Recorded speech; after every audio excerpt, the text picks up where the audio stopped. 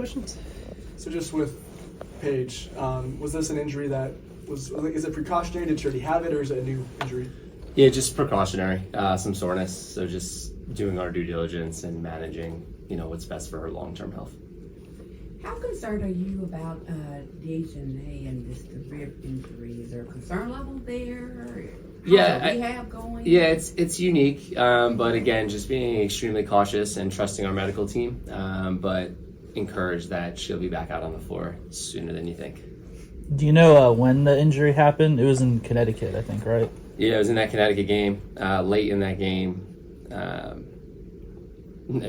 we turned it over, and then she stepped in to draw a charge. If you remember that play late, took a big hit here, right to the chest. So, but she's improving daily. So, what are some things you're looking for from Aziaha and JJ without Paige and Ty and other players as well? Yeah, next woman up. So.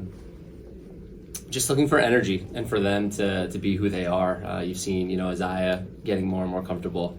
Was a good scoring punch for us yesterday off the bench. So just looking for JJ to, challenge her to be a facilitator. And now tonight, going to ask her to score the ball as well, because we're going to need some point production without Paige on the lineup. So giving her the keys and letting her be aggressive as well to look to score too.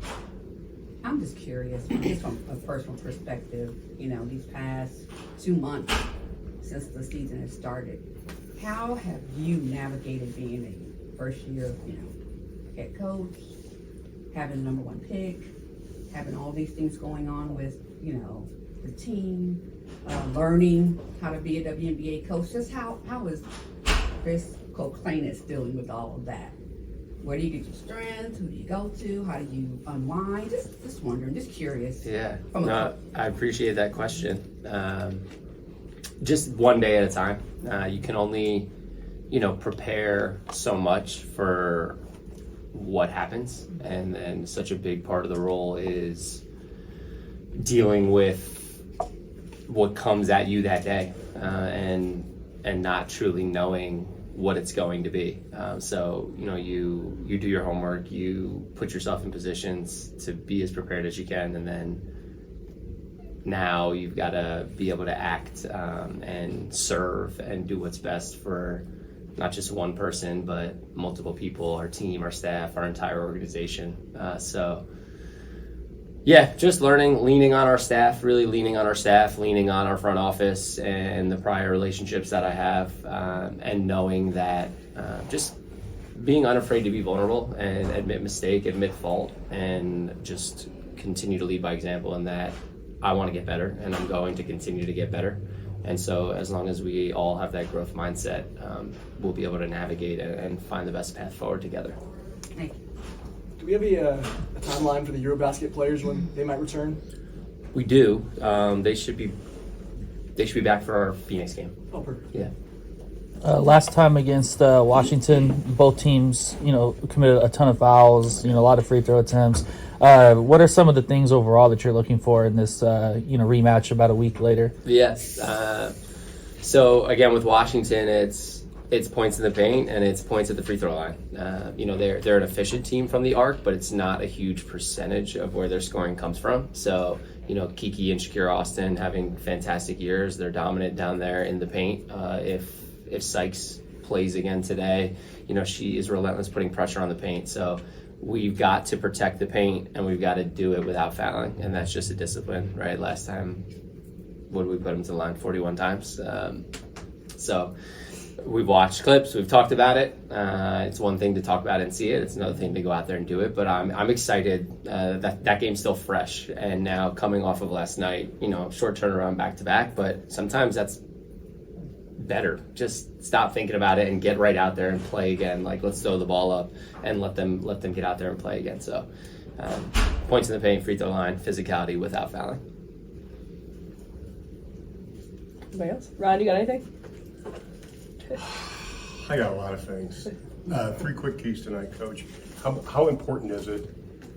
We watched your post game, disappointed in the start, but how important is it for them to forget about tomorrow? They can sleep in, to forget about all that stuff. What happened last night? Totally. Yep. That's what we've been talking about is just, the quick turnaround with the back-to-back. Sometimes that's the best thing. Short-term memory, just get right back out there and get to playing. So there's no question we had a tough start. Last time we played Washington, we had a tough start as well. But you can't dwell on that too much. But asking them to just go out there with all sorts of energy and effort and playing just at a different level of intensity tonight. What do you tell JJ? First start, I think. JJ will start today. Sorry. You're fine. What do you? Because her college coach has already texted me and said if she takes a bad shot, Ron, reach over and smack her in the head. And I said, okay, I will. Yeah. So we've, JJ's a scorer, and so we've really asked her to be more of a facilitator. And then now tonight we put her in there, and I'm going to ask her to do both because you lose Paige, we need scoring across the board. So I'm going to ask her to go out there and play free, and of course she is living into that role and is wanting to continue to be a true point guard and really get the people that need the ball in their spots. But going to ask her to play free and be aggressive as well early and look to get into the paint, into the rim, and then make the simple reads. So looking for her to just play free and aggressive. Yeah, Coach, speaking to that, it's rookies on the floor. And so how good is that for you guys to build momentum of getting them more playing time, understanding their roles more and settling in. So when they have their number called, it's easier to kind of put them in different lineups. Yeah. Yep. I mean, you saw it last night too, right? I think it was that JJ Paige, Aziaha, right? That 3-guard lineup there that really closed that gap and took the lead there in the fourth. So the more and more they get on the floor together, the more comfortable they get. And so just really excited, right? We were excited when we drafted them, and rookie seasons are up and down, but just continue to be really encouraged and excited with that draft class and their growth opportunities and their ceilings. Got a tough matchup with the rookies on the other side as well. As you talk about your rookies, how do you kind of contain that inside-outside matchup between Sonia Citron and Kiki Uriafin, who have both kind of played above their rookie status? Yeah, the two of them having incredible years.